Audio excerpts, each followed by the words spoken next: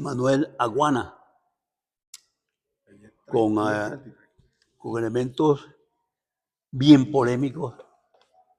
en nuestra opinión, que ya los veremos.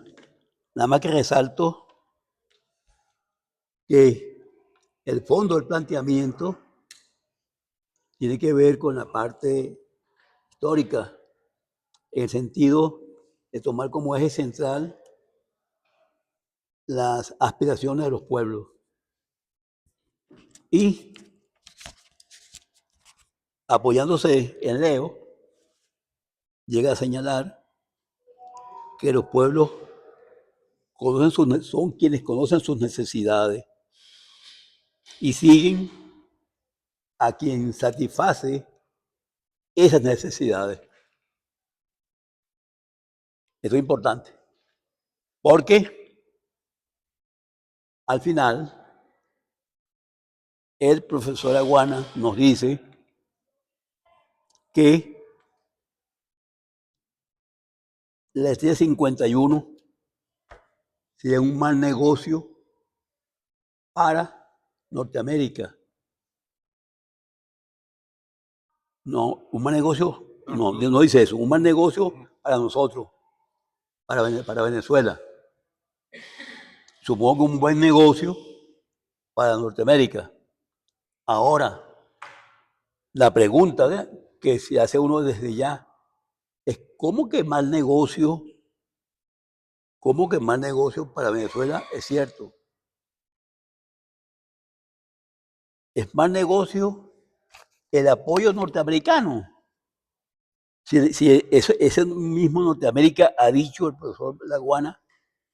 está haciendo las maniobras, las negociaciones, manejando ellos el petróleo para darle al pueblo lo que quieren estomacalmente, así como Bolívar y Boves manejaron el estómago de los pueblos. Trump está manejando el estómago del pueblo. Entonces, allí me parece que hay un buen momento, un buen material para la discusión. Y citaré luego si es necesario. Bien, le corresponde el turno ahora a Nickmer Evans. Quizás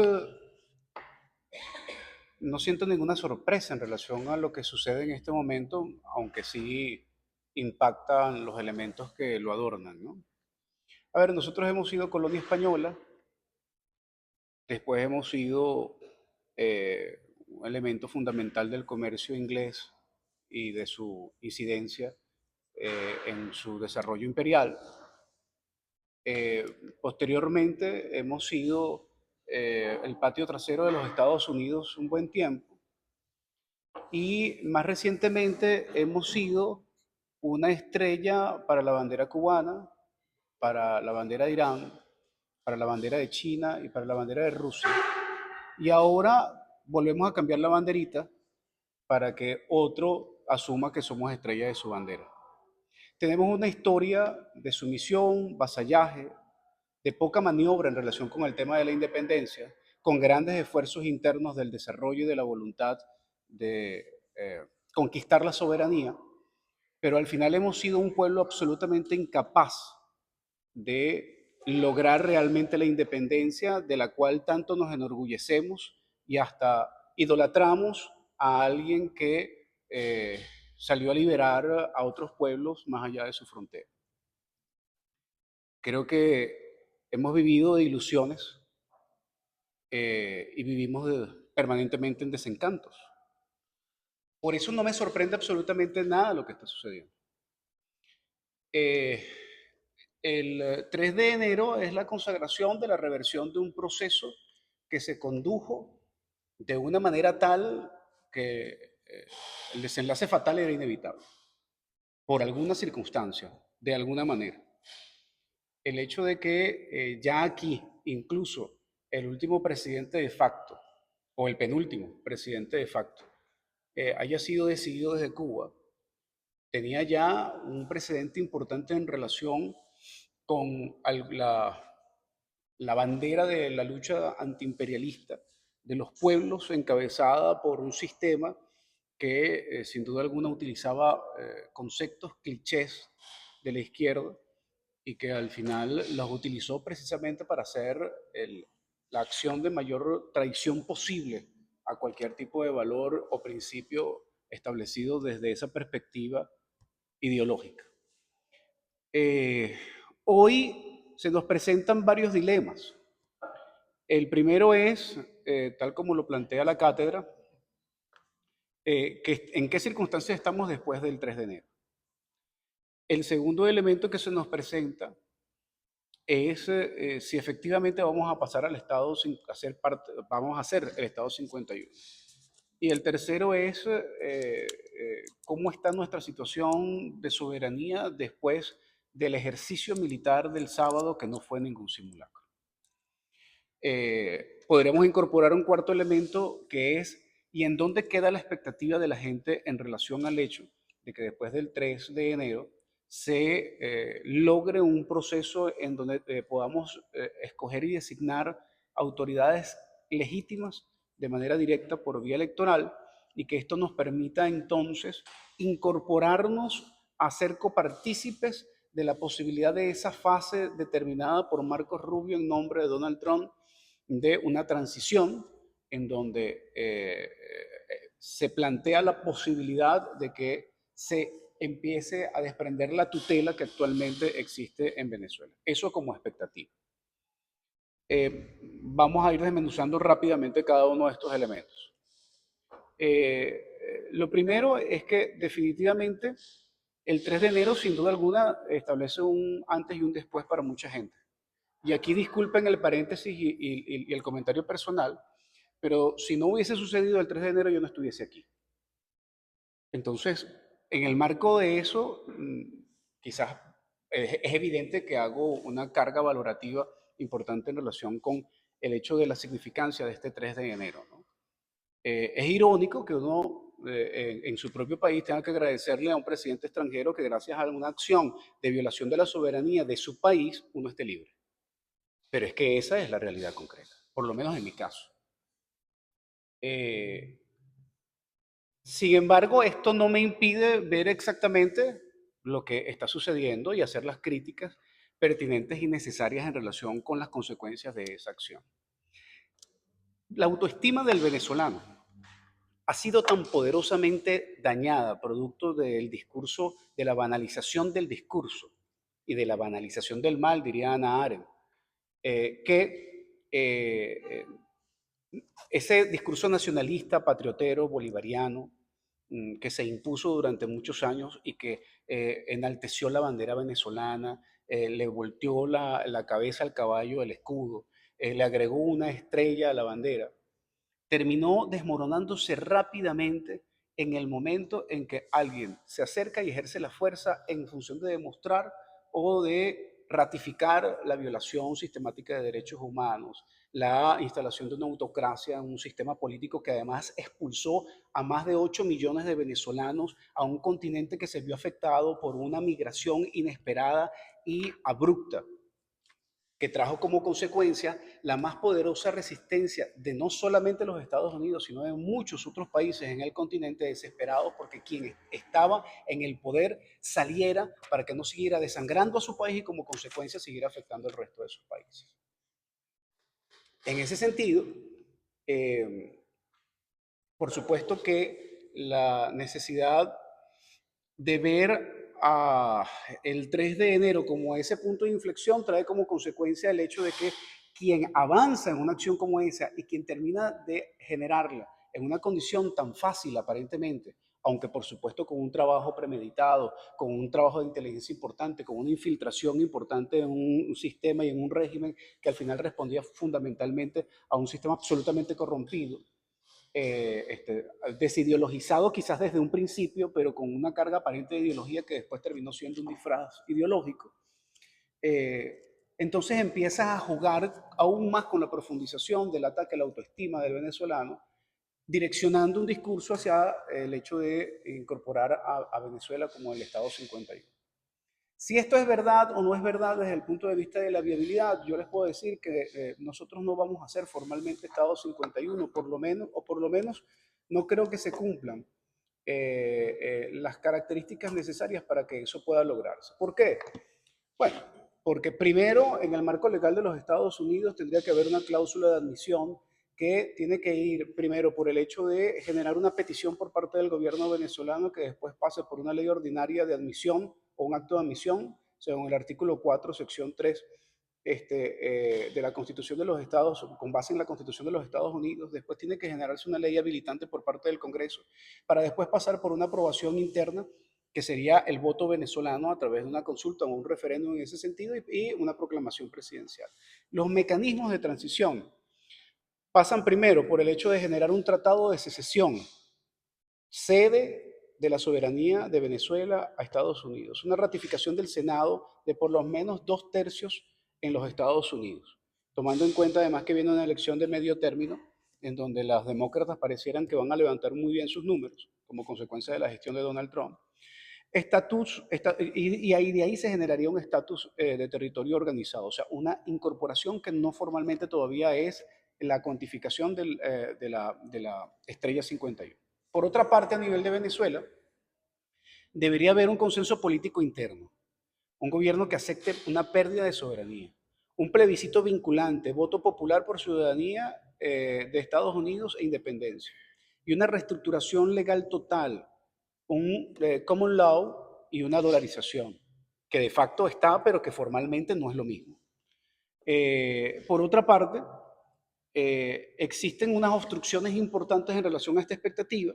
porque ¿qué país está dispuesto a asumir y a incorporar una deuda como la deuda que tiene Venezuela con China, de más de 150.000 millones de dólares o una deuda total que puede estar rondando los 200.000 millones de dólares? Lo segundo es cómo manejamos el tema del equilibrio político del Congreso entre los escaños republicanos y demócratas y cómo la incorporación de Venezuela incorporaría unos nuevos escaños y cómo se manejaría eso desde lo interno del control del gobierno republicano en los Estados Unidos o incluso demócrata. Por no hablar de todo el resto de los elementos geopolíticos que esto implica. Por lo tanto, yo en lo personal veo inviable que exista una formalización de esto. Y esto rompe, por supuesto, una nueva ilusión del venezolano de que no necesite de pasaporte ni visa para poder viajar a Boston, a Washington o a Miami, porque sería un vuelo interno, ¿no? Y sería un recorrido entre un mismo país, o que empecemos a ganar entre 15 y 18 dólares la hora de trabajo, porque tendríamos que entrar en la legislación de los Estados Unidos. Estas son ilusiones que lo que van generando un choque importante en contra de la autoestima del venezolano, porque hay una estrategia de impactar estas estructuras para consolidar lo que es un plan que por parte de los Estados Unidos implica la posibilidad del proceso de autodestrucción del chavismo contra el chavismo mismo para poder avanzar hacia ese plan de 3 fases que es público y notorio en relación con la posibilidad de que haya una verdadera transición en el país. Sin ningún tipo de vocación para la instalación de un elemento democrático, sino por la conveniencia de poder tener un gobierno que pueda entenderse de tú a tú con los Estados Unidos en función de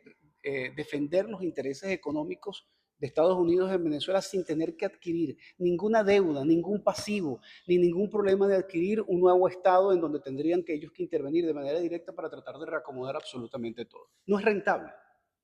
no es rentable. Es más rentable tener una simulación de capitanía general que en algún momento le pueden permitir tener nuevamente algún tipo de independencia o de manejo de soberanía,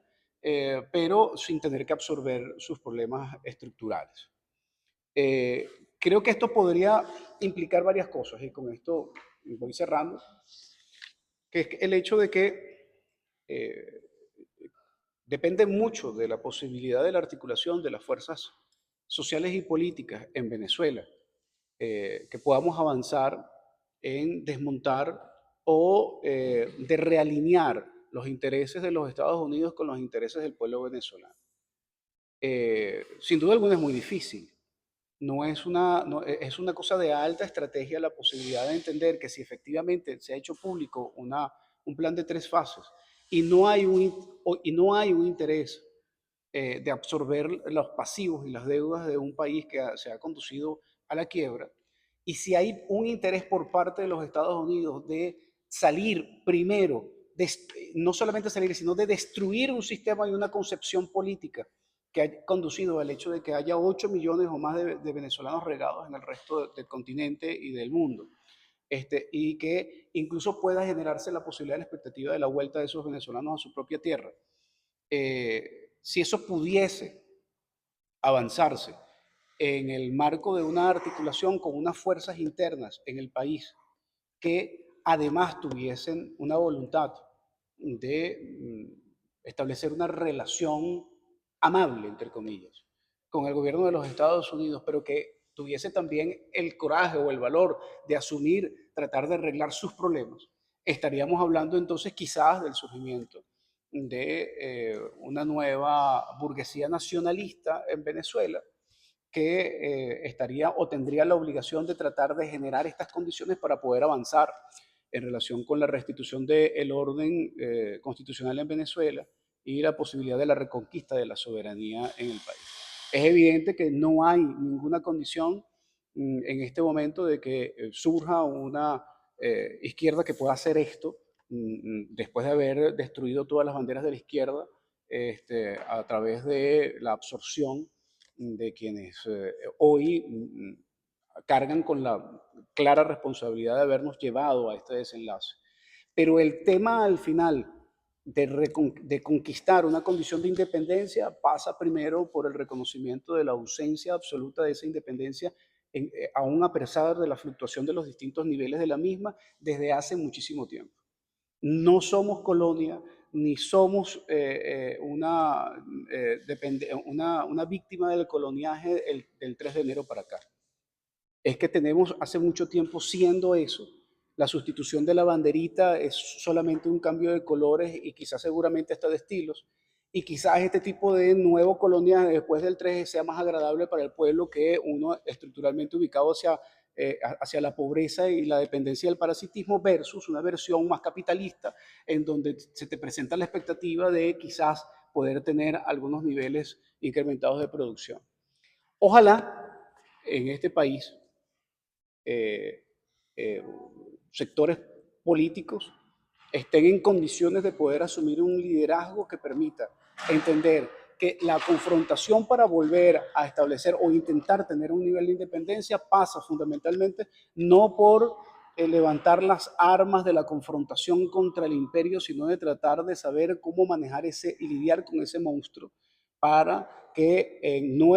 lamentablemente no en un corto plazo podamos nosotros restituir elementos de autonomía y de discrecionalidad que nos permitan en algún momento efectivamente aspirar a ser un país independiente, sin la épica y sin la prosopopeya histórica que nos han inoculado de manera permanente en el país y que muchas veces nos ha conducido a seguir manteniéndonos con ilusiones y vivir permanentemente con decepciones. Gracias.